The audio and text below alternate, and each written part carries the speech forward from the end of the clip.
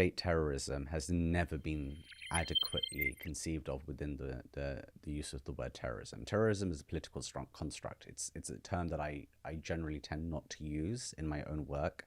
I prefer to use the word or term political violence in order to describe the different types of violence that take place in the world. I think terrorism largely is unhelpful as a construct. So you'll have people who are desperate for the term terrorism, for example, to be applied to far right nationalism. You know, when they, for example, blow up something, or if there's a murder in the streets, they say, "Oh, this was a terrorism attack." I don't think any of this is useful because, first of all, it reifies a concept that is that doesn't really have any academic basis in the first place.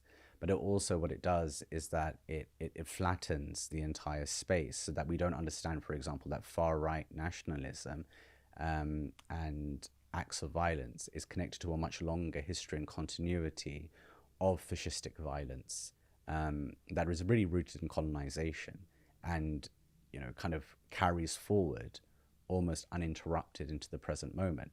But by calling these fascists terrorists, what we do is we almost exceptionalize them and say, oh, well, you know, it's okay to be far right and anti-immigration and anti-this and anti-that, right? But it's only when they use violence that's when we find it really problematic. Whereas actually, like, the whole space is extremely problematic. It's extremely racist. It's extremely violent, and there shouldn't be any space for it whatsoever.